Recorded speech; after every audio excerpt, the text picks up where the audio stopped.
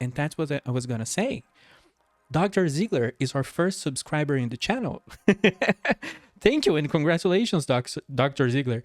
Should I tell people who you are? Dr. Ziegler is my wife. She's also the artist of the channel. We've been discussing because now that we have now that we have achieved this, and this is all thanks to you. I'm completely like too many things happen at once, and I am now at a loss for words here. But yeah, OBS broke. That completely threw me off.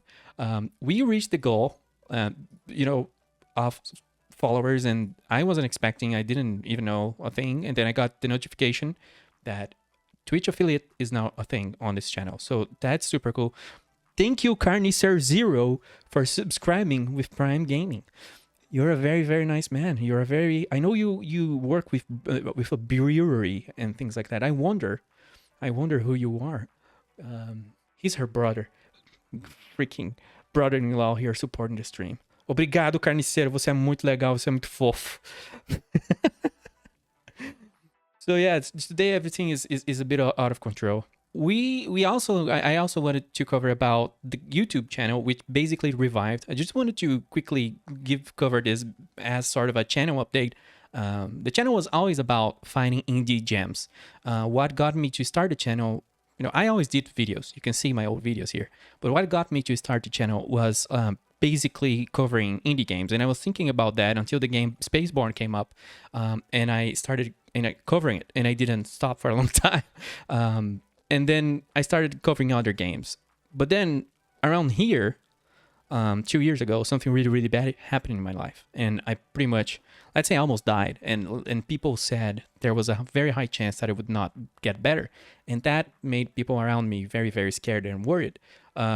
So this was, of course, like 2 years ago, right? So 2023 or 2024, I was recovering and wondering if I would ever smile again. I'm not even joking. I know this sounds dramatic, but it's true. I was like, can I be a normal person now that I've been through this shit? And then last year, I was offered a job and I didn't even know if I could deliver. Back when I was offered the job, I didn't know if my brain would handle it. And then I was very, very much proven that it was fine, that I was fine. But the point I want to make is that looking at the channel and looking at this Twitch channel, every time I would look at it, it would mess me up a little bit.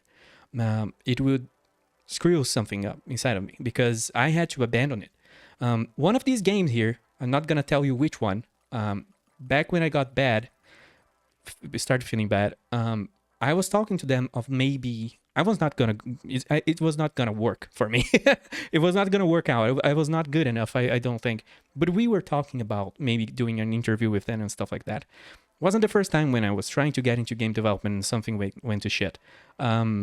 But then the channel was abandoned. And this video here is the weirdest video I made. Voices of the Void. And this was when I was starting to get better. And I was like, can I still make videos?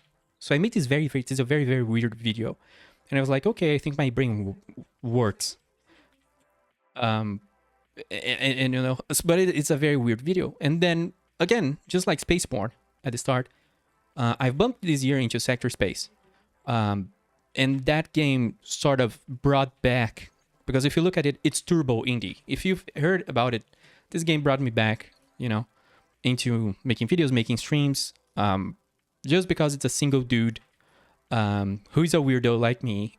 And I started talking to him and we became like fast friends. He's a super, super, super nice guy. And I'm very happy to see because I was maybe the first person who wrote a review, I think, probably. But I told him like, you're a crazy dude. You made everything wrong. Everything that people say is about, not a game, of course, about releasing a game on Steam. He didn't do trailers. He did do a trailer, but he didn't do all the preparation, like a Kickstarter or, you know, marketing or anything. So it was a very, very weird. But this is the kind of game I like. Dwarf Fortress and very, very deep and underground games like that. So I like finding indie gems and bringing them up. And this guy brought me back to life. So I thank him as well. He's known here around these parts as Aquaphobic Seal. And talking to him brought me back. The indie blood came back into my veins, let's say. And then recently I was offered a key. I don't know why, for Star Rupture. I don't know why. Those devs are weirdos too, because they're like, hey, your channel is tiny. You get no Twitch views. Here, have a key.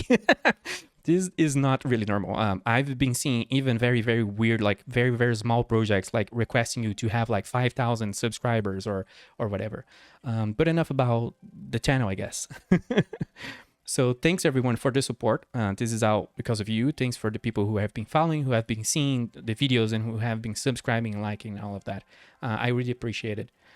So I guess let's go into the things that we actually want to cover today. Aquaphobic Seal subscribe to tier 1. What do you want me to say? Why? Thank you, Mr. Aquaphobic Seal. You are the sealest of the seals. You are the number one seal in this channel, I'll tell you that.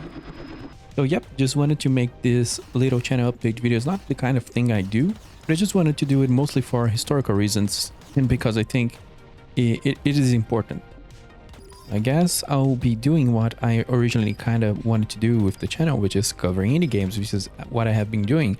But the little bout I had recently where I covered a single game for many, many videos kind of made me doubt that. It almost made me jump into the boat of chasing the algorithm and stuff like that. And it's really not what this channel is about.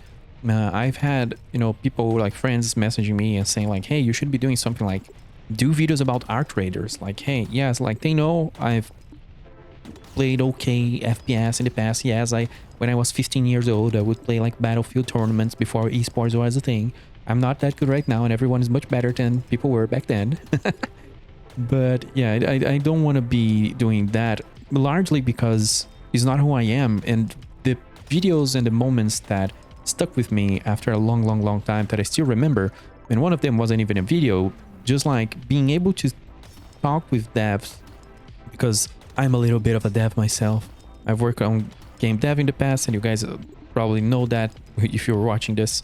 But I always really kind of like to cover or go after like indie gems and stuff like that. I'll have you know, before Kenshi and Ringworld and Star Sector were like big games, and those are the ones that I remember.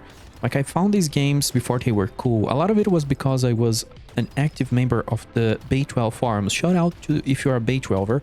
Which is the community from the Dwarf Fortress game. It used to be a very active part of the internet, and we would find gems. Like it almost like was a silent contract between some users there, where we would be trying to one up and just find cool games to show each other. And one person that posted their game there was Tynan before Ringworld was announced. He posted the prototypes, and people talked about it and all of that. And also people found I played Minecraft before Minecraft was even a thing properly. I don't even know if it had a name, but it was like this prototype with like 10 different blocks and static water in it.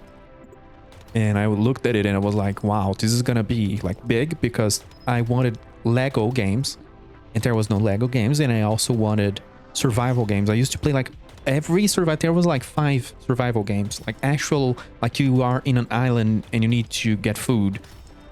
If you remember like the 2000s, there was actually like barely any games about it. There was like 2 or 3 of them were like German games. I think it was called Stranded, and there was like Schiefbrunch. I don't know how that's called. I do not know German, even though, hey, hello German audience. I have a German audience. That's crazy to me. I live in a very German part of Brazil, if that works. There's a lot of... but anyway, let's not go there. I'm just like going to different places. I've never done a video like this before, so I apologize. Don't even know. People keep telling me, do not show yourself on the internet. Do not talk about it. Do not be yourself on the internet. Do not do it. Delete that video right now. I've had that. You doubt it? I've had that. Like, just don't post it. You want to talk about yourself? You want to talk about your life? You want to be yourself? Don't. But I'm kind of tired, dude. This is who I am. This is my channel. If I cannot be myself here, what the fuck am I doing? But yeah, the channel is probably gonna keep being about finding games. I've noticed that there was recent streams or VODs where people were happy about like, hey, this is a cool game. Like these comments were, it gave me back that vibe I had back on the Bay 12 forums when I was like 15 years old and posting about like being the first guy who posted about Star Sector, the first guy who posted about Kenshi, even though I think my Kenshi thread was deleted. I don't know, I just don't find... There were 3 games I was the first. Okay, I was the first to post about it. Before anyone found it. And I think only Star Sector is still up. I don't know what happened. It's been like 20 years, I don't even know. Yeah, this is going in all sorts of directions. So thank you for being here. I fully expect the views and the channel to tank because it's not really a pivot, but the thing is, like, doing the kind of thing I do, it's not the thing I want to do, which is covering like very indie games.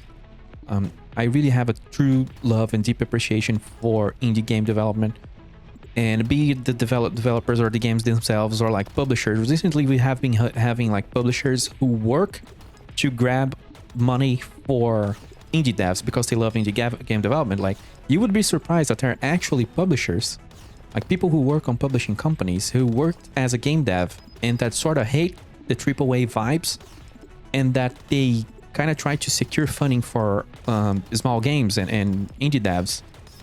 And that's very funny to me because it's kind of a silent Robin Hood thing that I think goes on. I could be delirious, like hallucinating, but it's like they are taking money that would go into like big projects and convincing those investors to give that money to small devs instead, that are making like, well, they're like artisans working on their craft inside their home, and like they need patrons. And then those guys who have 20-30 years of game dev experience, who are now working on the publishing side, are fighting the cash to make these games come alive. I don't know, like a lot of game dev stuff fascinates me. There is this Ars Technica war stories videos that I absolutely love to watch. And then there is I forgot the name of the guys who make documentary. I will remember their name.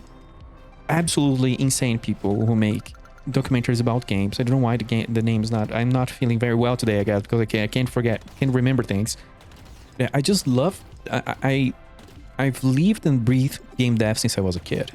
I guess it's the time, I guess, to say different things that maybe I never say, or that I just sprinkle here and there. My dad was the founder of one of the first game dev companies in Brazil, so I grew around game devs, even though it was just 5 weird dudes. Like, I grew up around that, and even though it was limited and I was a little kid, it was just like, I don't know, it's just being around that. And I keep being in a push and pull situation, because working with game dev is super dangerous, and they're not gonna make money, and you know, their family is gonna suffer, and there's all this thing. I'm always in this pull and push, and every time I try to jump into game dev, something bad happens. But whatever, dudes.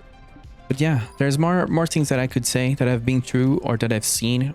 But everything I do ties up with something else that I've lived through.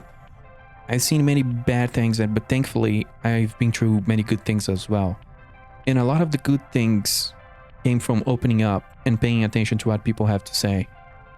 And of course, spamming them and flooding them with information until they talk to me about stuff. So yeah, here's me info dumping things on you. You'll see where this goes.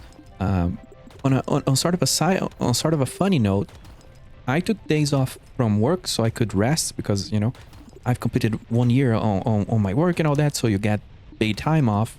And I was like, well, I'm gonna take paid time off so I can think about things and I can relax and all of that. And I've just been doing more work in my time off than I do with my work generally, in terms of just raw hours. I've just like done so many hours editing videos, and lately I just went absolutely insanely hard, just forcing myself to do extreme amounts of overtime for myself because I wanted to make videos. Like, I thought I would never edit videos again, but then recently I spent a long time editing stuff. 12 hours a day, 14 hours a day, I don't care, I can take it. I want this out because I think it's gonna look fun and it's amazing. And it had like music from my father in it, and art from my wife in it, and like all this stuff. So yeah, it's been a little ride, but we'll see where this goes. But yeah, thank you for being here. And this game is Space Rock Breaker, $1 on Steam, and it's super chill, and the soundtrack is like, mwah, chef's kiss, right? But I'm probably gonna be blasted by copyright claims because this music is too good. It's probably gonna be copyright claim. I don't care, I'm not even monetized. Did you know that this channel is not monetized? Because YouTube removed my monetization because I got sick, and then it demonetized my channel and blocked my whatever little money I had made 2 years ago. It was blocked, and they still haven't released that. Because of course, you do a whole year worth of work, and then if you get sick or something bad happens, they might just demonetize you because, yeah, whatever. That's why I've been getting more into streams, by the way, because like this environment, like now I understand why my favorite creators are leaving YouTube. Like every year, another 5 of them just leave. Yeah. But hey, thanks YouTube for keeping the lights up. Do better other than that. Thanks everyone and see you on the next indie game. Bye bye.